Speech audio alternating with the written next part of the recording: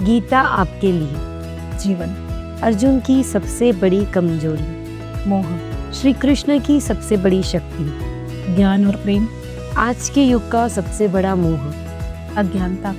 जो आपने चुना है, स्त्री ने स्त्री का चुना हो या घर का चुना हो या बाहर का चुना हो, उसने वो चुना है, चुनाव किया, वो उसका स्वधर्म है। और मेरे सामने श्री कृष्ण है और मैं अर्जुन हूँ। भगवान कृष्ण यहाँ पर मौजूद है, हम दोनों अर्जुन हैं। यदा यदा हि धर्मस्य ग्लानिर्भवति भारत अभ्युत्थानम् अधर्मस्य तदात्मानं सृजाम्यहम्। श्रीमद् भगवद गीता के चौथे अध्याय 7वें श्लोक में श्री कृष्ण ने स्वयं कहा है, जब जब धर्म की हानि होगी, अधर्म में वृद्धि होगी, तब तब मैं अवतार लेता हूँ। इसीलिए कहते हैं, जब जीवन अंधकार से भर जाए, मन व्याकुल हो और कोई रास्ता न दिखे, तब एक ही आवाज हमें रोशनी की ओर ले जाती है, वो है श्री कृष्ण की गीता। इसीलिए कहती हूँ, चलो तुम एक बात मानो, श्री कृष्ण की गीता को जानो, सभी सवालों के जवाब मिल जाएंगे, देखने के सारे नजरिए बदल जाएंगे। जी हाँ, इसीलिए आज हमारे साथ जुड़ी है एक ऐसी ज्ञानदूत, कहना उचित होगा, जो गीता के अमूल्य ज्ञान को आधुनिक जीवन में उतारने का अद्भुत कार्य कर रही है। छोटे बच्चों से लेकर बड़ों तक, स्कूल से लेकर सोशल प्लेटफॉर्म तक, इन्होंने हर दिल तक गीता पहुंचाने की पहल की है। गीता परिवार से जुड़ी है, साथ ही दैनिक समाचार पत्रों में लेखों के माध्यम से गीता के संदेश और महत्व को जन जन तक पहुंचाने का कार्य, यह सब इन्होंने अपने सेवा भाव से संभव किया है। और फिलहाल में इन्होंने द माइंड गुरु सीरीज की शुरुआत की है। तो आइए मिलते हैं हमारे आज के विशेष अतिथि, जिन्होंने गीता को ही अपना जीवन का आधार बनाकर एक गहन आध्यात्मिक यात्रा प्रारंभ की है। Please welcome Preeti ji Chandak. जय श्री कृष्ण। जय श्री कृष्ण। पहले तो अमृता जी, मैं आपको बहुत बहुत धन्यवाद दूंगी और बहुत सारी बधाई दूंगी कि ये जो गीता के लिए जो आप अपना कंट्रीब्यूशन दे रही है, तो ये बहुत ही ज़्यादा प्रशंसनीय है, बहुत बढ़िया। और बहुत बहुत धन्यवाद मुझे यहाँ पर इस जगह पर आने का अवसर देने के लिए। बहुत बहुत धन्यवाद। Thank you so much ma'am. तो चलिए आज का हमारा इस पॉडकास्ट की शुरुआत करते हैं। बहुत ही स्पिरिचुअल पॉडकास्ट होने वाला है। कैसे लग रहा है? जहाँ कृष्ण की गीता है, वहाँ तो आनंद ही आनंद है बस। और यस, क्या। बहुत ही अच्छा, बहुत सही बात कही है। तो चलिए आज की इस पॉडकास्ट की शुरुआत हम आप ही के एक प्रभावशाली प्रोजेक्ट से करना चाहेंगे, द माइंड गुरु सीरीज। इसकी शुरुआत कैसे हुई और इसका मूल उद्देश्य क्या है?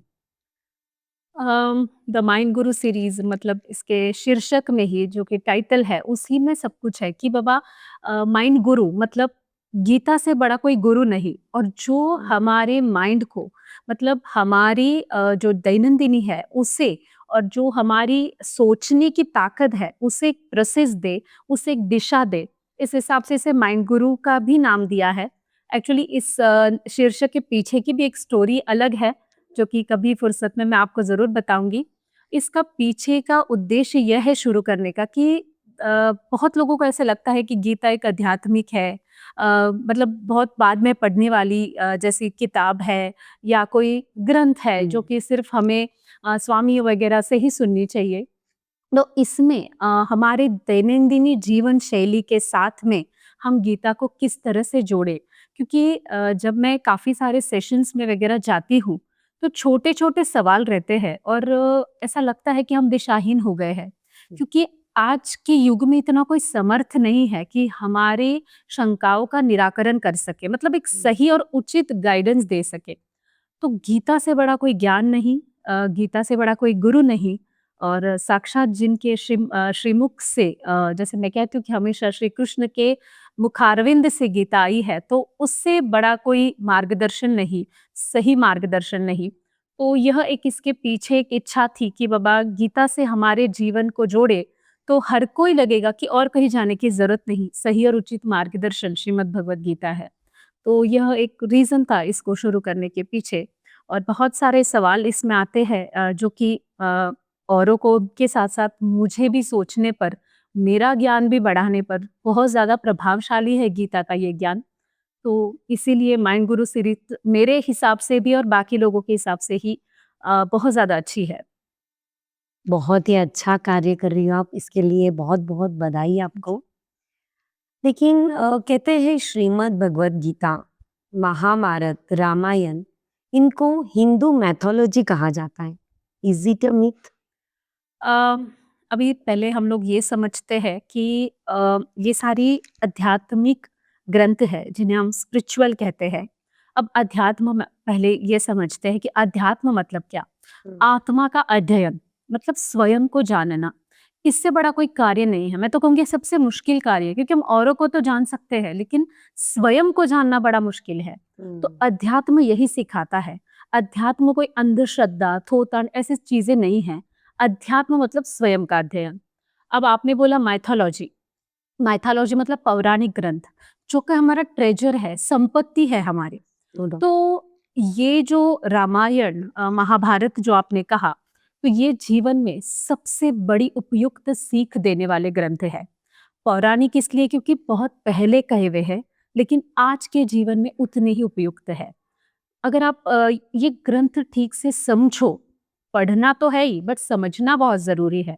जब आप समझो तो आपको ये बात ज़रूर समझ में आएगी कि जब-जब अपने हक का भी लेने का मन ना हो, तब रामायण है, और जब दूसरे के हक का लेने की इच्छा हो, तब महाभारत है। मतलब जीवन में क्या नहीं करना है, क्या करना है, क्या करने से क्या होगा, ये हमारी संपत्ति, ये ट्रेजर, ये हमारी धरोहर है। ये भारतीय संस्कृति की बहुत बड़ी, मैं तो कहूँगी पूरी दुनिया की धरोहर है। इसमें जो ज्ञान दिया है, वो हमारे जीवन में बहुत ही ज़्यादा मार्गदर्शक है। तो ये पढ़ना बहुत ज़रूरी है। इसीलिए इसे मिथ कहना मैं तो कहूँगी कि ये सबसे बड़ी गलती है। यह एक शाश्वत सत्य है, जो कि कभी खत्म नहीं होगा। तो ये स्पिरिचुअल है, माइथोलॉजी है, बट ये मिथ नहीं, ये शाश्वत सत्य है। बहुत ही खूब। लेकिन जैसे कि गीता का ज्ञान 5000 वर्ष पुराना है, तो क्या आज के इस आधुनिक, तेज रफ्तार, तनावपूर्ण जीवन में रिलेवेंट कर पाएगा? बिल्कुल, क्योंकि गीता साक्षात इस सृष्टि के निर्माता ने बताई है। गीता में भगवान का संदेश है। तो भले ये कितने भी वर्षों पूर्व कही गई हो, लेकिन इसमें आज के जीवन में जो हमें करना है, वो सारी बातें बताई गई है। ये कही ही इस उद्देश्य से है कि युग कोई भी चले, ये आज का हो, कल का हो या परसों का हो, युग कोई भी हो, गीता सदा के लिए अमर है। उसका ज्ञान सभी युग के लोगों के लिए अविस्मरणीय भी है, और सभी के लिए वो हम आज की भाषा में हम सब सभी फॉलो कर सकते हैं। ऐसा है गीता का ज्ञान। तो युग कोई भी हो, निर्माता ने कही है, उसकी सृष्टि कैसे चलनी है, क्योंकि वो बेहतर जानते हैं ना कि सृष्टि को कैसे चलाने हैं, उनका वो उद्देश्य है। तो ये स्मूथली चले, वो गीता में उन्होंने प्रोसेस बताई है। तो इसीलिए उन्होंने गीता का ज्ञान तब भले ही दिया हो, लेकिन ये हर युग में चलता रहेगा। लेकिन इसको धार्मिक ग्रंथ समझना कितना सही है? जैसे लोग अक्सर स्पिरिचुअल, रिलीजियस बुक की तरह मानते हैं, पूजा करते हैं। मैंने देखा है, हर घर में गीता की बुक रहती है। तो ये कितना सही है? बिल्कुल सही है। अब हम हमारा विज़न कैसा है वो देखते हैं।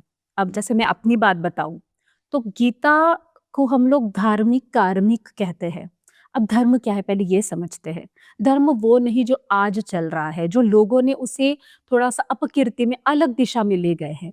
धर्म वो है जो कि आज हम लोग, उदाहरण लीजिए, आज हम लोग पॉडकास्ट कर रहे हैं। आप पूछ रही है, मैं बता रही हूँ। आप अपना कर्म कर रही हैं, अपना कर रही हूँ। अब हम दोनों ये 100% करें, प्रामाणिकता से करे और एक दूसरे के लिए अच्छा हो इसलिए करे, तो ये हमारा धर्म है। वर्तमान समय का निहित कर्तव्य ही कर्म है, और उसे अच्छे से करना ही धर्म है। तो ये हो गई धर्म की व्याख्या। तो ये हो गई धार्मिक। और ये कर्म कैसे हो, ये गीता बताती है। तो इसीलिए गीता को धार्मिक ग्रंथ कहा है, जो कि आपके कर्मों का मार्गदर्शन बताती है कि अच्छे कर्म कैसे करने हैं, ये गीता में लिखा है।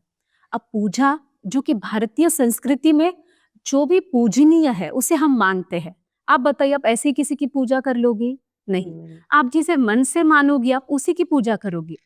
तो पूजा उनकी की जाती है जिसे हम मानते हैं, जिसमें बताए हुए ज्ञान पर हम चलते हैं। तो गीता के ज्ञान पर चलना और गीता हमें पसंद आना, इसीलिए हम गीता की पूजा भी करते हैं, ताकि हम गीता के ज्ञान को माने। इसलिए धार्मिक ग्रंथ है और ये पूजनीय भी है, क्योंकि इसमें जीवन का सही मार्गदर्शन बताया है। जीवन कैसे जीना है, अब इससे बड़ी तो कोई बात नहीं है। हर एक को वही है, अगर जीवन मिला है तो जीना कैसे है, और हर कोई चाहता है कि हम बहुत ही अच्छा हाई स्टैंडर्ड लाइफ जिए। तो जिसे हाई स्टैंडर्ड लाइफ जीनी है उसे गीता पढ़नी है, और गीता में हर वो चीज बताई है। और ये मैं इसीलिए डंके की चोट पे कहती हूँ क्योंकि मैं खुद इसका अनुभव कर चुकी हूँ। तो हर चीज यहाँ पर अनुभव से ही बोली गई है, तो इसीलिए गीता को पूजनीय इसलिए कहा है। और सबसे इम्पोर्टेंट बात कि ये साक्षात प्रभुवाणी है, भगवान श्री कृष्ण का संदेश है, जिनकी चरण धूलि हम लोग लेने की भी, जहाँ पर धूलि, चरण धूलि को भी हम लोग बहुत ही ज्यादा शिरोधार्य मानते हैं, मस्तक पर लगाते हैं। तो सोचिए, साक्षात उनका मैसेज है, उनका संदेश है, तो ये तो हमारे लिए वैसे भी पूजनीय है। तो इन लौकिक, आध्यात्मिक सारी अर्थों से गीता पूजनीय है। जैसे कि आपने कहा कि गीता कृष्ण के मुखारविंद से निकली है, तो मुझे एक लाइन याद आ रही है, जो गीता को पढ़ेगा उसका जीवन स्वयं श्री कृष्ण संभालेंगे। क्या ये सच है? बिल्कुल, बिल्कुल 100% सच है, क्योंकि गीता भगवान कृष्ण ने कही है, तो भगवान ने ही बताया है कैसे करना है, क्या करना है। तो जाहिर सी बात है कि भगवान चाहते हैं हम वैसे करें, तो इसका मतलब हम उनकी बात सुन लिए ना। तो हमने अपना सब कुछ उन्हें समर्पित कर दिया कि हम गीता पढ़ रहे हैं, मतलब भगवान की बात सुन रहे हैं। ये बहुत सिंपल लाइन में मैं आपको बता रही हूँ कि हम भगवान की बात मान रहे हैं कि हम गीता सुन रहे हैं। तो जब भगवान ने जैसा कहा है वैसा हम कर रहे हैं, इसका मतलब तो भगवान ही हमारे सब कुछ है। अब सबसे इम्पोर्टेंट यहाँ पर ये चीज है, अब जैसे हम एक उदाहरण ले लीजिए, हम किसी गाड़ी में बैठते हैं, अब वो गाड़ी का ड्राइवर ही हमारे लिए सब कुछ है। उस गाड़ी में हम बैठ जाते हैं, बाबा ये मैप है, हमें इस गंतव्य तक पहुंचना है, और हम उस गाड़ी में बैठ जाते हैं। अब उस ड्राइवर की जिम्मेदारी है कि आपको सही और उचित आपके गंतव्य तक पहुंचाए। आप तो आराम से बैक सीट पर रिलैक्स हो जाते हो, क्योंकि आपका पूरा भरोसा उस ड्राइवर पे है। ड्राइवर जैसे कहेगा, आप अभी सामने पुलिस है, आप सीट बेल्ट लगा लीजिए, आप ऐसे बैठिए, हर चीज आपको ड्राइवर बताता है, आप वैसे करते हो ताकि आपका जर्नी अच्छा हो। वो एक लौकिक जीवन का सामान्य मनुष्य, आप उस पर इतना भरोसा करते हो, ये तो साक्षात परमपिता परमेश्वर है, भगवान श्री कृष्ण है। तो ये जो बात कह रहे हैं, ये अगर आप सुन लेते हो, तो गीता में भगवान ने स्वयं कहा है, जो गीता के मार्ग पर चलेगा उसके जीवन रथ का जो सारथी है वो मैं स्वयं हूं। अब इससे बड़ा हमें क्या चाहिए? अब हमें रिलैक्स करना है, हमारी जीवन की नैया के बस वही के भैया है, और हम लोग उन्हीं के भरोसे पर हम। तो भगवान के कृष्ण के हाथ में हमारा जीवन है और साक्षात उच्च है। कहा जाता है गीता का ज्ञान सभी के लिए है, लेकिन कुरुक्षेत्र के मैदान में श्री कृष्ण ने गीता का ज्ञान देने के लिए अर्जुन को ही क्यों चुना? बहुत अच्छा सवाल है, लेकिन थोड़ा सा करेक्शन है। भगवान ने अर्जुन को नहीं चुना, अर्जुन ने भगवान को चुना है। ओके, चुनते हम हैं, निभाते वो है। क्या बात है। चुनाव हमारा होता है, क्योंकि भगवान सभी के साथ समान है। भगवान का कोई नजदीक नहीं है, कोई दूर का नहीं है। अब कुरुक्षेत्र का ही सवाल है, तो आपको उसी के इसमें से जवाब देते कि भगवान दुर्योधन के पास पहले गए थे, उन दुर्योधन अर्जुन दोनों को पूछा कि युद्ध में आपको नारायणी सेना चाहिए या मैं चाहिए। तो दुर्योधन ने तो नारायणी सेना मांगी कि कृष्ण को लेकर क्या करेंगे, लेकिन अर्जुन ने तो भगवान का चुनाव किया। तो भगवान ने, आपको पता है, वहां मजाक में कह भी दिया था कि माखन तो दुर्योधन ले गया और साथ ही रह गई थी। हाँ। तो बहुत मतलब भगवान सभी को समान अधिकार देते हैं चुनने का। चुनते हम कैसे हैं वह बड़ी बात है। अब अर्जुन ने भगवान को चुना, तो अपना संपूर्ण भगवान को समर्पित किया। और जैसे भगवान ने कहा वैसे किया। अब जैसे दुर्योधन का चुनाव गलत हो गया तो हम तो नतीजा जानते हैं। तो चुनाव सही होना चाहिए। युद्ध के मैदान रहो या कुछ भी रहो, चुनाव जब हम सही करते हैं तो हम सही दिशा में पहुंच जाते हैं। क्योंकि भगवान गीता में कहते हैं सही चुनाव विजय यहाँ सब जगह मैं हूँ। बल्कि यह है कि भगवान है इसीलिए वो चीजें वहां पर है। अगर अर्जुन कृष्ण को नहीं चुनते थे तो वो पराजय का सामना करते थे। जैसे कि दुर्योधन ने कृष्ण को नहीं चुना। और एक सबसे रहस्य मैं यहाँ पे ये बताऊंगी कि हमारा जो स्वभाव, अब यहाँ पे आप कहोगे कि कृष्ण ही बुद्धि देते हैं सबको। तो सबसे इम्पोर्टेंट यहाँ पर है कि जैसा हमारा स्वभाव होता है वैसे हमारे कर्म होते हैं और वैसा ही हमारा चुनाव होता है। कोई भी, अब जैसे सात्विकी और तामसी, जैसे कि कोई गुस्सा करने वाला आदमी गलत ही चीजों की तरफ जाता है, सात्विकी अच्छी ही चीजों को चुनता है। तो ये हम भगवान चुनाव हमारे पास ही देते हैं। इसीलिए गीता हमें कहती है कि पहले अपने आप को बदलो और फिर आपको जो चाहिए वो मिलेगा। बहुत ही लॉजिकल यहाँ समझने की जरूरत है कि जैसे ही हम हमारा अच्छा स्वभाव करते हैं तो चुनाव भी अच्छा करेंगे, तो हमारा जो कर्म है अच्छा होगा और रिजल्ट भी अच्छा रहेगा। इसीलिए भगवान किसी को नहीं चुनते हैं, भगवान सिर्फ निभाते हैं, चुनाव हम करते हैं। अर्जुन ने भगवान को चुना था और गीता का ज्ञान देने के लिए अर्जुन को इसलिए चुना था कि अर्जुन ने भगवान का चुनाव किया। अब जब भगवान का चुनाव किया तो भगवान की जिम्मेदारी अर्जुन बन गए और अर्जुन अपने कर्म पथ से हट गए। अर्जुन योद्धा थे लेकिन युद्ध ही नहीं करना चाहते थे, मोहजाल में फंसे हुए थे। तो इसीलिए भगवान ने गीता का ज्ञान अर्जुन को देने के लिए कहा कि उसके अज्ञान तक मिट जाए और ज्ञान भरे चक्षुओं से वो अपने योद्धा के कर्म को देख पाए। ये सारी वजह थी, इसीलिए भगवान ने अर्जुन को गीता का ज्ञान दिया। तो आपके हिसाब से कृष्ण ने अर्जुन को चुना है, अर्जुन ने कृष्ण को चुना है, ये साथ भगवान ने निभाया है, पहले पहल हमें करनी पड़ती है। ओके। लेकिन जैसे आप ही ने कहा है अभी, अर्जुन युद्ध करना नहीं चाहते थे, वो कर्म पथ से हट चुके थे। तो जैसे कि मुझे लग रहा है अर्जुन युद्ध करना नहीं चाहते थे, श्री कृष्ण उनको युद्ध करने के लिए कह रहे थे, तो गीता का उद्देश्य युद्ध करवाना था? नहीं, बिल्कुल नहीं। अगर गीता पढ़ो समझो, क्षेत्र स्थान जरूर युद्ध मैदान है, अर्जुन माध्यम है। गीता का उद्देश्य स्पष्ट है कि समस्त सजीव सृष्टि का कल्याण है। गीता में कहीं ये सिर्फ एक अवसर था युद्ध का। और अब जब युद्ध की परिस्थिति है तो इसमें भी एक संदेश है भगवान का छुपा हुआ कि कर्तव्य पथ से हटना नहीं है।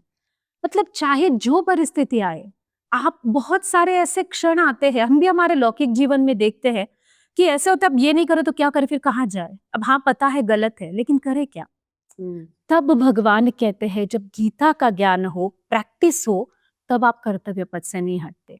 जब हम शांत हो, सब कुछ हमारे अनुकूल चले, कर्म करे, बड़ी बात नहीं है। परिस्थिति विपरीत हो, मतलब प्रतिकूल हो, हमारे अनुकूल ना हो, तब हम लोग गीता के ज्ञान से उसमें सही कर्तव्य करें, तब जाके कहीं हम सही पथ पर चलते हैं। अब यहाँ पर हमें लग रहा है कि अर्जुन गलत है, लेकिन थोड़ा अर्जुन की जगह पर जाकर देखिए कि युद्ध का मैदान है, सारे आप्ते इष्ट पूरी फैमिली सामने खड़ी है और अर्जुन एक सच्चा अच्छा आदमी है। कैसे कर सकता था उन पर वो शस्त्रों का प्रहार? भगवान ने अर्जुन को सिर्फ निमित्त बनाया है, युद्ध समय का अवसर बनाया। भगवान लीलाधर है, हर चीज में लीला करते हैं। अब युद्ध के समय इतना बड़ा ज्ञान दिया है। आपके सवाल भी बड़ा अच्छा है कि बाबा बहुत जनों के मन में है कि ऐसी क्या आन पड़ी थी कि युद्ध के समय युद्ध करने के पहले, बट अर्जुन ही कर्तव्य पथ से हट गए थे। अब जब वो हट गए थे, उनको अपने कर्मों की जगह पे सतर्क करवाना था, उन्हें उनका सावधानता दिखानी थी। तब भगवान ने सोचा कि यही सही है। अब जब भगवान ने सोचा है तो सही है।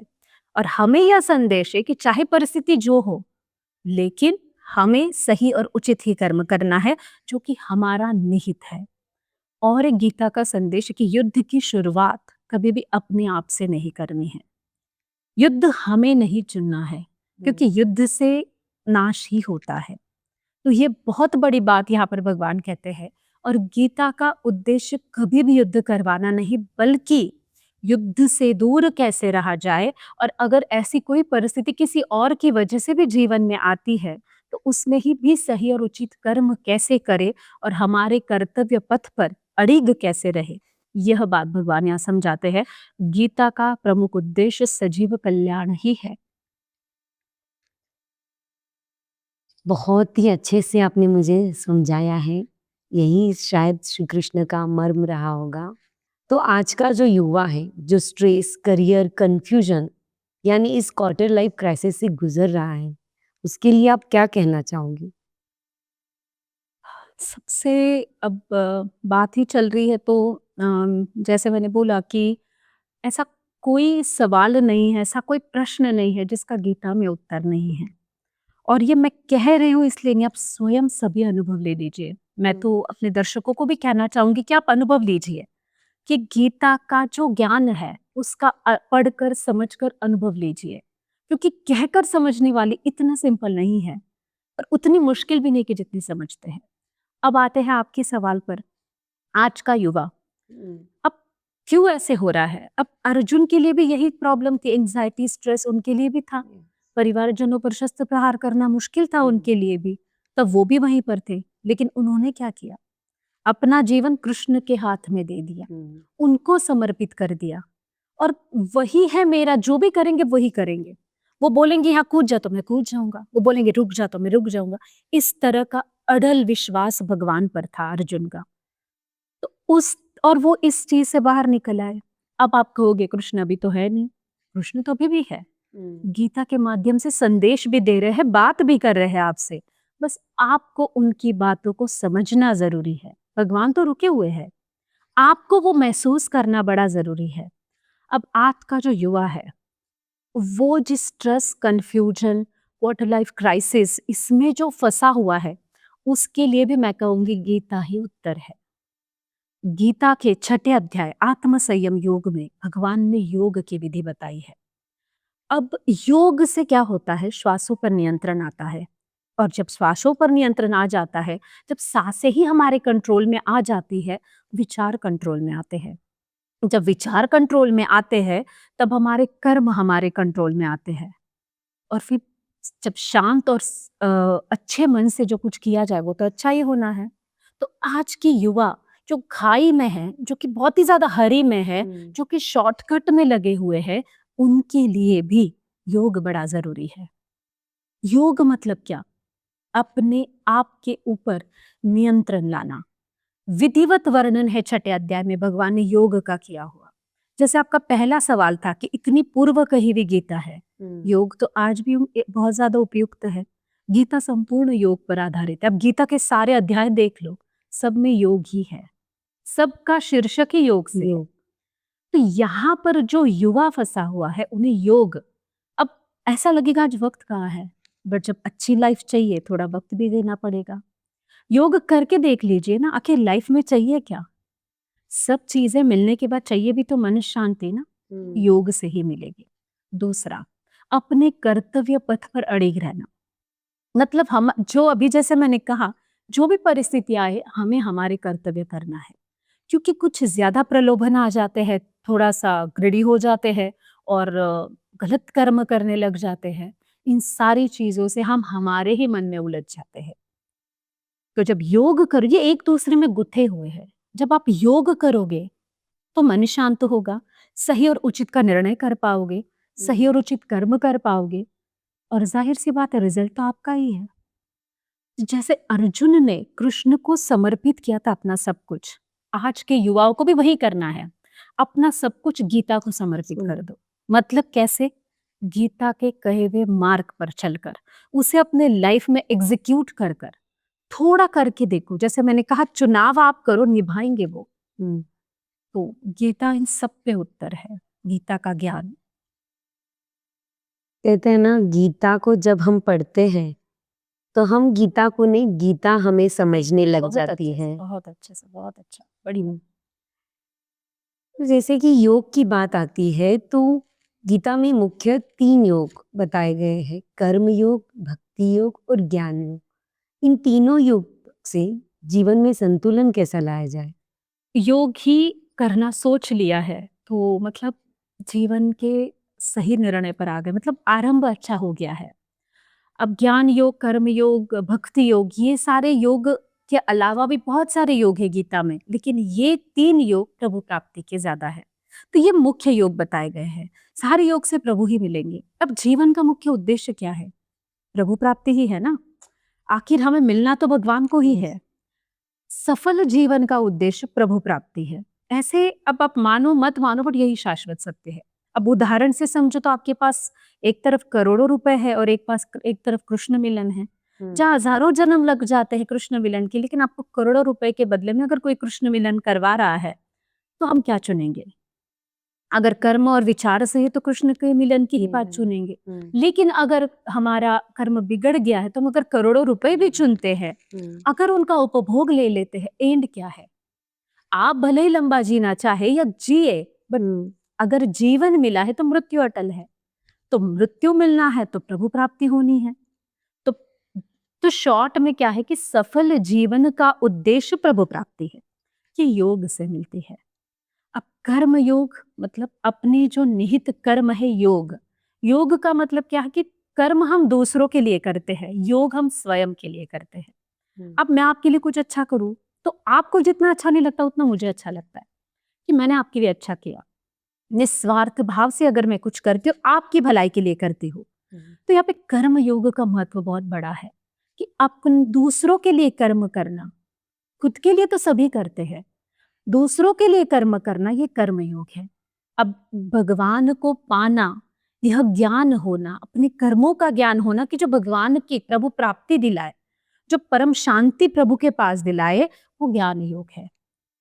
और जो कि सबसे प्रिय है एक अध्यात्म जीवन में, वो है भक्त लोग। कहते हैं उससे भगवान बहुत जल्दी मिलते हैं क्योंकि उसके जितनी प्योर शरणागति नहीं। भक्ति योग में हम पूरा के पूरा समर्पण भगवान को दे देते हैं कि जो भी आप करोगे मुझे कुछ टेंशन नहीं है, इसमें हम रिलैक्स हो जाते हैं। तो कर्म का चिंता नहीं, आपको जानने की चिंता नहीं, बस आप ही सब कुछ हो। जैसे एक छोटा बच्चा, उसे हवा में जब हम उछालते हैं, उसे यह यकीन होता है कि जिसने उछाला है वो मुझे पकड़ेगा, वो हंसता रहता है, खिलखिलाता है। वैसे भक्ति योग है कि जो दे रहा है, क्योंकि मैं तो उसी का हूँ, ये सब कुछ उसी का है, तो मुझे चिंता किस बात की। तो भक्ति योग में संपूर्ण शरणागति है जो कि भगवान को बड़ी प्रिय है। फिर जब भगवान की जिम्मे हम हैं तो जिम्मेदारी भगवान की है, तो वो ज्यादा जिम्मेदारी हो जाती है। तो ये सारी चीजें जीवन को संतुलित करने के लिए अब हम हमारी इच्छा से करते हैं। कर्म योग से भी प्रभु प्राप्ति है, ज्ञान योग से भी है और भक्ति योग से भी है। तो जब प्रभु प्राप्ति ही मुख्य उद्देश्य है तो जीवन तो संतुलित ही है। ये 3 योग जब जीवन में आ जाते हैं, जैसे मैंने कहा कि योग से शुरुआत है तो सही जीवन का आरंभ है। तो जीवन की शुरुआत अच्छी है तो ये 3 योग है जीवन में, तो संतुलित और सफल जीवन है। बहुत ही अच्छे से आपने एक्सप्लेन किया तीनों योग को। ऐसे लग रहा था जब आपकी बातों से वो अनुभव झलकता है जो शब्दों से परे है। Very nice ma'am. तो यह कृष्ण की कृपा है, जो गीता Yes, पढ़े no doubt. उसे सबको अनुभव होगा ये। No सब ये doubt. अनुभव ही विलक्षण है। Yes. थोड़ा थोड़ा मुझे भी समझ में आ रहा है। तो मैम जैसे कि अभी कर्म योग की बात कहें तो आप ही ने कहा कि कर्म करते जाओ, फल की इच्छा मत करो, बट ये आज के युग में क्या प्रैक्टिकल है? बिल्कुल, ये भी कैसे? प्रैक्टिकल है। तो आप जैसे कर्म योग की बात हुई है तो दूसरे के लिए कर्म करना, यही गीता कहती है। कर्म योग वही है। अब गीता में निष्काम कर्म का बड़ा महत्व है, जैसे कि फल की चिंता ना करें। क्योंकि जब हम कर्म करते हैं और हम फल के लिए रुक जाते हैं तो हमारे कर्म सीमित हो जाते हैं। अब जैसे उदाहरण अगर मैं आपको दूं, तो अगर आपने कई 100,000 पेड़ लगाने का कोई प्रण लिया है, अब पेड़ लगाना आपका सिर्फ कर्म है। तो आपने 100,000 पेड़ लगाने का कर्म लिया है, आपने जो वो प्रण लिया है, जो आपका कर्म है। अब बारिश के दिन शुरू होने वाले हैं तो ज्यादा से ज्यादा कम मेहनत में अच्छे पेड़ आए, ये इच्छा होगी। तो जब 100 पेड़ के लगाने का प्रण आपने लिया है और अगर आपने एक पेड़ लगाया, उसकी जो भी जरूरत थी, जो भी उसके लिए खाद पानी आपने सब दिया, अब आप पेड़ को आपकी जरूरत नहीं, अब आया है फल फूलने का टाइम। और आप अगर उसी का वेट करके वहां रुक गए तो बचे हुए 99 पेड़ आप कब लगाओगे? तो कर्म सीमित हो गए। तो फल के लिए रुके तो आप वहीं अटक जाओगे, उस जाल में फंस जाओगे, आगे बढ़ जाओ। और मैं कहूँ आपको अमृता जी कि वो जो आनंद होता है, मैं हमेशा अपने वीडियोस में कहती हूँ कि अपना अकाउंट है ना भगवान के बैंक में रखिए, छोटे मोटे बैंक में नहीं। अब आपको इन्वेस्टमेंट करनी है तो आप कोई बड़ी जगह करते हो ना जहाँ से अच्छा रिटर्न मिले, तो भगवान के बैंक में क्यों ना अकाउंट खोल लिया जाए कि जहाँ से अच्छा अपने को रिटर्न मिले। कहने का मतलब ये है कि कर्म का खाता भगवान के पास खुलवाओ कि वहां से आए।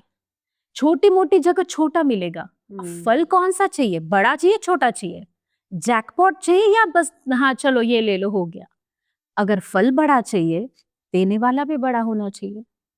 तो फल की अपेक्षा इसलिए नहीं करनी है, जैसे कि अभी मैंने ग्रंथों में स्वामी जी से भी सुना है, पढ़ा है कि अगर आप कोई बीज बोते हो खेत में, आपने निष्काम भाव से बोया है कि जो भी हो इस बीज का, लेकिन मैं इसकी पूरी केयर, जैसे आपने पेड़ लगाया पहले, तो क्या निष्काम भाव से लाया तो फले फूलेगा नहीं, वो उगेगा ना, जो है वो उसमें जो है वो फल आएंगे, फूल आएंगे, वो बढ़ेगा। तो निष्काम भाव से किया हुआ कर्म भी फलित होता है, लेकिन वो साक्षात परमपिता से आता है, इस सृष्टि के निर्माता से आता है, जो कि बहुत बड़ा होगा। अब इसलिए मैं कहती हूँ कि फल कौन सा चाहिए, छोटे मोटे चाहिए तो ठीक है फिर कर्म करो फल ले लो, और बड़ा चाहिए तो फिर सीधा उनकी आप इस कर्म का खाता खुलवाओ। और मैं अभी भी मुझे ऐसे लगता है कि कुछ कर्म ऐसे हो जो सिर्फ और सिर्फ रजिस्ट्रेशन भगवान के पास हो, उसका उनको पता हो वो कर्म कि हमने किए, बस उनके और हमारे बीच में सीक्रेट रहे। कहते थे पहले कि इस हाथ का इस हाथ को भी ना पता रहे, दान इस हाथ से करो तो इस हाथ को ना, तो वही रीजन था, बस उसे पता हो कि हमने जो किया है वो अच्छा है, ये उसे पता हो। तो यहाँ पर लौकिक जीवन से भी आप देखोगे ना कि फल के लिए रुक गए ना तो आप अपनी ही तकलीफ वो बढ़ा लोगे।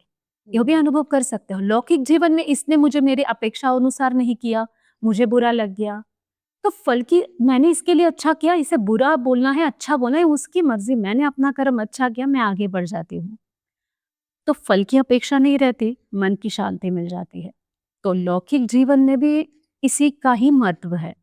तो फिर से मैं कहूंगी कि अपना अकाउंट भगवान के बैंक में खुलने दो, लोगों के छोटी मोटी बैंक में नहीं, क्योंकि बड़ा रिटर्न चाहिए तो उन्हीं के पास रहने दो। लेकिन ये समझ आनी चाहिए कि जहाँ हमें अनुभव छोटे में खुश होना है या हाँ बड़े में खुश होना, ये अपनी अपनी जैसे कि आपने पहले कहते थे नेकी कर दरिया में डाल, डाल बस। लेकिन अब ऐसे है कुछ भी कर फेसबुक इंस्टा पे डाल। मतलब गीता में हर प्रॉब्लम का सलूशन है, हर समस्या का निवारण। निवारण है, बस आपको समझ आना चाहिए, इसलिए आपको गीता पढ़ना बहुत जरूरी है। इसीलिए कहते हैं ना, क्यों कहते हो जीवन में दर्दों का कोई दान है, गीता पढ़ लो फिर कहना कौन से मर्म का निदान है। बहुत बहुत तो आपने हमें बता दिया है कि गीता में सभी समस्याओं का समाधान है। बस हमें ये समझा दीजिए कि गीता पढ़ने का सही तरीका क्या है। अभी सही तरीका जो आपको अच्छा लगे, ये हुआ नॉर्मल आंसर।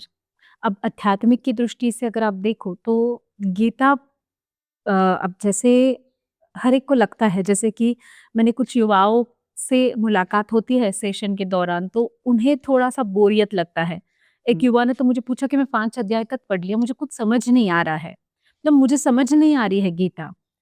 तो प्रभु वाणी है और उतनी ही सुंदर है, उतनी ही डिटेल में बताई गई है, भगवान ने सब कुछ बड़ा डिटेल में बताया है गीता में। तो आप अगर गीता पहले एफर्ट्स आपको डालने पड़ेंगे। अब जैसे कि मैं अपनी तरफ से कहूंगी कि गीता खोलिए, अब आपने कभी नहीं पढ़ी है तो एक श्लोक पढ़ लीजिए, नीचे अर्थ है समझ लीजिए, उसका विवेचन सुन लीजिए। काफी सारी ऐसी किताबें हैं, ग्रंथ है, स्वामी बड़े बड़े अपने संतों ने गीताओं का विवेचन लिखा हुआ है, वो पढ़ लीजिए। और फिर धीरे धीरे आप गीता पढ़ने लगिए। मैं अपने सेशन में प्रॉमिसेस लेती हूँ कि ऐसा कोई भी काम करने के पहले रोज का एक श्लोक पढ़ लीजिए। बच्चे रहते हैं, एक श्लोक पढ़ लीजिए, धीरे धीरे श्लोक की संख्या बढ़ाइए, अध्याय पढ़िए, और फिर अध्याय पढ़ लोगे तो फिर मुझे आगे बोलने की जरूरत नहीं है, गीता आपकी और आप गीता के हो जाओगे। तो कृष्ण की गीता है और आप गीता के हो तो आप कृष्ण के हो। तो ये आपका तरीका होना चाहिए। अब जैसे गीता में काफी कुछ है। अब इसके लिए मैं और एक रहस्य बताती हूँ, ट्रिक बताती हूँ यहाँ पर। अब सबके पास समस्या है। अब मैंने कहा समस्या का निराकरण है, संत कहते हैं समस्या का निराकरण है। अब जब प्रभु वाणी है तो समस्याओं का निराकरण है, संत कहते हैं तो मानना तो जरूरी है। तो जब आपको कैसे, अब आप कहोगे हम कैसे माने, तो मन में समस्या है, उसे मन में रहने दीजिए, आंखें बंद कीजिए और भगवान कृष्ण को अपना मार्गदर्शन मानिए कि वो आपको ज्ञान दे रहे हैं और उस हिसाब से गीता खोलिए और जिस श्लोक पे, जिस पेज पे आप खोलो उसे पढ़ लीजिए। ये मैं नहीं, संत कहते हैं, ये साक्षात प्रभु वाणी है। आपके समस्याओं का समाधान आपने जो पेज खोला है गीता जी का, उसमें आपको मिलेगा। तो ये अनुभव करने की बात मैजिकल। मैजिकल, इसीलिए मैं हमेशा कहती हूँ गीता इज लॉजिकल एंड मानो तो मैजिकल। तो विज्ञान पर आधारित है, सब कुछ बहुत ही अच्छे से समझाया है। कोई भी ऐसे नहीं कि चमत्कार है, मानो तो मैजिक है, ये तो हर चीज लॉजिक से समझाई है। तो इस चीज के लिए तो गीता खोलिए। तो वो आप पर निर्भर करता है। और फिर तरीका यह है कि एक श्लोक पढ़िए, अध्याय पढ़िए, पूरी गीता का अध्ययन कीजिए और करते ही रहिए। 700 श्लोक है, 18 अध्याय है, अपने आप रस आने लगेगा और ऐसा लगेगा कि ये कॉन्वर्सेशन भगवान और अर्जुन के साथ साथ आपके साथ भी हो रहा है, क्योंकि समस्या है आपकी, निराकरण उनसे आएगा। अभी जैसे ऐसे ही फील हो रहा है कि मैं कुरुक्षेत्र में हूँ और मेरे सामने श्री कृष्ण है और मैं अर्जुन हूँ। भगवान कृष्ण यहाँ पर मौजूद है, हम दोनों अर्जुन हैं।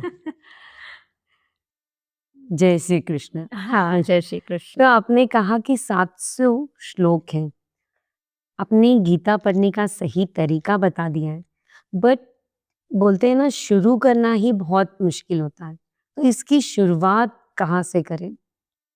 अभी ये तो चीज़ आप पर निर्भर करती है कि आपको शुरुआत करनी ज़रूरी है। अब मैं आपको एक एग्ज़ाम्पल देती हूँ। अभी हम 90s के बच्चे हैं तो पिज़्ज़ा तो हमारे बहुत बाद में आया है, तो आपने कॉलेज टाइम या कॉलेज टाइम पे तो तब आपने पिज़्ज़ा जब First नया time. नया आया तो आपने तो क्या किया, आपने तुरंत ही पूरा पिज़्ज़ा खा लिया? एक पीस एक कर ये ले, बाबा क्या नया है, खा के देखते, तो एफर्ट्स आपने डाले, आपने एक पिज़्ज़ा का टेस्ट किया हाँ, और फिर आपको उसका टेस्ट पसंद आया, आपने वो कंटिन्यू किया। यस, अब जब आप इतनी छोटी सी सिंपल सी चीज का भी टेस्ट करने से डरी नहीं, जो कि आपको टेस्ट करना था, आपके पेट में डालना था, तो भी आपने टेंशन लिया नहीं। तो गीता तो इतना बड़ा मैजिकल आपको दिशा दिखाने वाली है, उसके लिए थोड़े से एफर्ट्स तो आपको डालने पड़ेंगे। थोड़ा सा टेस्ट करना पहले आपको शुरू करना पड़ेगा। जैसे कि मैंने बोला, गीता खोलिए, समस्या का समाधान ढूंढिए, धीरे धीरे गीता पढ़िए। तो जैसे आपको पिज़्ज़ा का टेस्ट इतना सिंपल पसंद आया, तो गीता तो साक्षात बड़ा रसपान है। उसका रस अगर पसंद आ गया तो जीवन का कल्याण हो ही जाएगा। तो फिर आप कभी दूसरे रस की तरफ नहीं जाओगे, क्योंकि गीता जैसा ज्ञान एक बार आपको उसका, हम बोलते हैं ना कि उसका एडिक्शन हो जाएगा। जब गीता पढ़ने में आप लग जाओगे कि बस अब मुझे कुछ नहीं चाहिए, तब वो मैजिकल जो एक्सपीरियंस होगा, फिर आपको कोई नहीं रोक सकता, क्योंकि साक्षात आप भगवान कृष्ण के साथ जुड़ जाओगे, क्योंकि गीता से जुड़कर कृष्ण का साथ पाया जाता है। तो थोड़े से एफर्ट्स आप कीजिए, जैसे मैंने पहले भी कहा, चुनाव आप करिए, पूरा निभाएंगे वो। आप उंगली दीजिए, वो पूरा ही पूरा आपको गले लगा लेंगे। एक पर्सनल सवाल यहाँ पे मैं पूछना चाहूंगी कि आपके जीवन में गीता ने क्या परिवर्तन लाए हैं? संपूर्ण। जैसे मैं बहुत बचपन से गीता पढ़ती हूँ, जैसे कि अभी आपने कहा, जैसे ये भी युवाओं की, बच्चों की, कि हमें समझ नहीं आता है। मेरा भी वही था, मेरा घर का वातावरण बड़ा आध्यात्मिक था। मतलब मेरी जॉइंट फैमिली, मेरे दादाजी, दादी जी, मम्मी वगैरह सभी ऐसे घर में बड़ा अध्यात्म का वातावरण। और मेरे दादाजी तो मतलब संत सेवा वाले, ऐसे ज्ञान वाले वही थे। तो बचपन में जब हम स्टोरीज बताते थे तो तब हमारे दादाजी हमें कृष्ण की कथाएं बताते थे, और तब से कृष्ण से प्रेम तो था ही। फिर गीता दादी जी पढ़वाती थी। अब ये होने के नाते कि बाबा आज एकादशी है तो पढ़ लो। तब मजे की बात है कि मैं सबसे छोटा अध्याय पढ़ती थी कि जल्दी खत्म हो जाए, तो मैं 12वां अध्याय खोल के पढ़ लेती थी कि हाँ पढ़ लेती हूँ। बट वो पढ़ने के लिए दादी जी बिठाती थी, तो दादी जी इतना क्यों बोल रही है, तो धीरे धीरे उसमें इंटरेस्ट आने लगा, फिर समझ आने लगी, वैसे वैसे गीता में इंटरेस्ट बढ़ने लगा। और दादाजी ने इतना गीता का साहित्य घर में लाकर रखा है, इतने ग्रंथ है। अब दादाजी तो है नहीं, मम्मी ने सारे, मतलब मेरी मम्मी को कृष्ण का बड़ा प्रेम है। जो कृष्ण से एग्जैक्ट जोड़ा, मतलब कृष्ण को जो सखा बनाया, जो प्रेम हुआ वो मम्मी की वजह से, मतलब मेरी माताजी जो है उनकी वजह से। तो उन्होंने बड़ा कृष्ण से लगाव लगाया।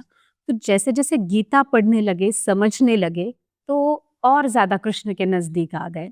और अब ऐसे हो गया कि कृष्ण हमारे साथ है, हम कृष्ण के साथ है, हम अलग नहीं हैं। तो ऐसा अनुभव वो होने लग गया कि इतना गीता ने कृष्ण से जोड़ दिया। और घर में जो वातावरण था, जो कि बोलते हैं हम लोग बचपन में ही वो बीजारोपण हो गया था, तो उसकी वजह से फिर यहाँ पर भी काफी आध्यात्मिक फैमिली थी, जो ससुराल में भी, तो गीता का यहाँ पे भी पठन होता रहता था। तो जो साहित्य दादाजी ने लाया, जो अभी जो पढ़ने के लिए, तो वो मम्मी ने मेरे उपलब्ध करवाया मेरे लिए। तो वो सारा पढ़ते पढ़ते अब गीता से, अब लौकिक जीवन है, गलतियां हजारों होती है, लेकिन इस बात की सतर्कता आ गई कि कर्म अच्छे करने हैं। और ये सिर्फ मैं नहीं, मेरा 18 साल का बेटा है, उसे भी गीता और कृष्ण से बहुत प्रेम हो गया है। तो वो भी घर गीता, का वातावरण ही भक्तिमय मतलब कृष्णमय हो गया है। कृष्णमय हो गया। तो वो भी कर्म के प्रति सतर्क हो गए, पति भी कर्म के प्रति जब भी कोई गलती होती है या कुछ हो जाता है, तो हम पहले ये सोचते हैं हमारे कौन से कर्म गलत थे, उन्हें क्लियर करना है। तो ये सारी चीजें हम में अपने आप आने लग गई गीता जी की वजह से। तो मेरा बेटा 18 साल का है, हस्बैंड, घर में ऐसे हो गया कि अभी कर्म अच्छे करने हैं। ये बहुत बड़ा बदलाव है। और जब ये भी हो जाता है और फिर भी मन नहीं होता, फिर हम भक्ति योग अपना लेते हैं। अब जो करना है तुझे तू कर ले, अब तेरे भरोसे हम हैं। तो जैसे बेटा 18 साल का, उसका भी एक्सपीरियंस देख के मुझे कि मम्मी वो करेंगे ना, वो है, वो सब अच्छा ही करेंगे। तो ये जो अभी हो गया है, तो वो सब गीता का ही चमत्कार है। कहते हैं ना, बचपन से ही नींव रखी जाती है। गई है तो थैंक्स टू दादाजी, दादी जी और मम्मी, और अब मेरा हस्बैंड और मेरा बेटा। जैसे आपके फैमिली में बदलाव आ चुका है, वैसे मैं आशा करती हूँ कि ये पॉडकास्ट के माध्यम से भी हमारे दर्शकों के जीवन में बदलाव आएगा। जरूर। तो कोई उनको एक श्लोक जो संदेश रूप में आप कहना चाहेंगी? गीता के सारे श्लोक संदेश ही है, क्योंकि प्रभुवाणी है, भगवान का ही संदेश है। हम कौन होते हैं, फिर भी जो मुझे लगता है कि जो मैं हमेशा याद करती हूँ वो है कर्मण्येवाधिकारस्ते, मतलब जो दूसरे अध्याय का 47वां श्लोक है, कर्म करो, फल की इच्छा न रखो। तो वो मैं जीवन में बहुत बार कोशिश करती हूँ कि अप्लाई करूँ। और जैसे मैंने बोला कि भगवान के पास कर्म रजिस्टर करवाऊं और उन्हीं से सब कुछ लो और उन्हीं को सब बताओ, तो ये मैं थोड़ा श्लोक जीवन में ज्यादा अपनाती हूँ। बाकी तो गीता के सारे श्लोक अनुकरणीय है, समझने वाले हैं और पवित्र पावन है, जीवन का कल्याण करने वाले ही है। बहुत ही को thank you so much ma'am. बहुत बहुत धन्यवाद आप। एक रैपिड फायर हो जाए, बिल्कुल कुछ रैपिड फायर क्वेश्चंस पूछूंगी जो आपको 1 वर्ड में आंसर देंगे। बिल्कुल बिल्कुल। गीता आपके लिए। जीवन। अर्जुन की सबसे बड़ी कमजोरी। मोह। ओके। श्री कृष्ण की सबसे बड़ी शक्ति। ज्ञान और प्रेम। आज के युग का सबसे बड़ा मोह। अज्ञानता। असफलता। फिर मैं वही कहूंगी, अज्ञानता ही, लेकिन प्रभु से विमुख हो जाना, अपने कर्तव्य से विमुख हो जाना, कर्म से विमुख हो जाना। दुख का कारण। मन का विचलित रहना प्रभु प्राप्ति या योग का अभाव। ओके।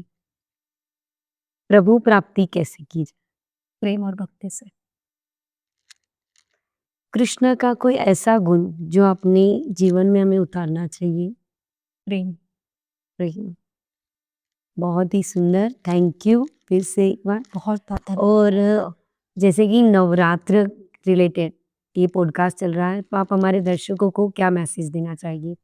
दर्शकों के लिए मैं यह मैसेज देना चाहूँगी कि नवरात्र नौ दुर्गा का उत्सव है।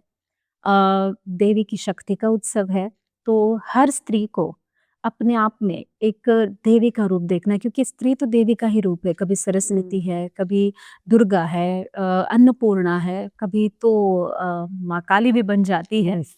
तो उसे आज के युग में जैसे मैं कहूँगी कि उसे संतुलित रहना बहुत ज़रूरी है, फिज़िकली भी और मेंटली भी। क्योंकि कुछ भी रहे हमारे मराठी में मैंने बहुत बार सुना है, हम लोग सुनते हैं और मानते भी हैं कि जिच्या हाती पाळण्याची दोरी ती जग उद्धारी। अब जे यह संतों की ही वाणी है कि ये मतलब इतनी जग उद्धारने की जो शक्ति स्त्री में है, जो साक्षात देवी का स्वरूप है, जो दुनिया बनाने की जिम्मेदारी भी उस पर है, उसे बहुत ज़्यादा अपने अंदर जो कि एक शक्ति का अनुभव होना और उसे हमेशा रिचार्ज होना ज़्यादा ज़रूरी है। इसलिए मैं कहूँगी कि आज गीता का भी विषय है और नवरात्रि का भी आपने सवाल किया है, तो भगवत गीता के हिसाब से कृष्ण से प्रेम भक्ति योग माने और योग करे, क्योंकि योग से ही सब कुछ होगा ही होगा। अब जैसे योग करोगे तो जीवन संतुलित हो जाएगा और जो एक्चुअल आपका फील है कि हम शक्ति का रूप है, वो आपको अनुभव होता रहेगा। तो इसलिए योग करना आज की स्त्रियों को बहुत ज़रूरी है, हर जगह से संतुलित होने के लिए, फिज़िकली भी और मेंटली भी। योगा से ही होगा। तो आज के इस पॉडकास्ट में हमने यही सीखा है कि गीता सिर्फ एक ग्रंथ नहीं है, बल्कि जीवन जीने की गहराई से भरी एक कला है। तो इसके लिए मैं आज की अतिथि हमारी प्रीति जी मैम का बहुत बहुत धन्यवाद करती हूँ कि उन्होंने अपने अनुभव और ज्ञान से गीता को हमें अपने जीवन में उतारने की प्रेरणा दी है। और दर्शकों से ये कहना चाहूँगी, आपकी कोई भी शंका, सवाल या कोई भी व्यक्तिगत समस्या हो, तो आप निसंकोच प्रीति चांडक से संपर्क कर सकते हैं। डिटेल्स डिस्क्रिप्शन में दी गई हैं। और बस यही कहना चाहूँगी, जैसे प्रीति मैम ने कहा है, कर्मण्येवाधिकारस्ते मा फलेषु कदाचन, कर्म करते रहिए, फल की इच्छा मत कीजिए। और यही जीवन का मूल मंत्र है, इसे अपनाते रहिए। गीता पढ़े, पढ़ाए, जीवन में लाए। जय श्री कृष्ण। जय श्री कृष्ण।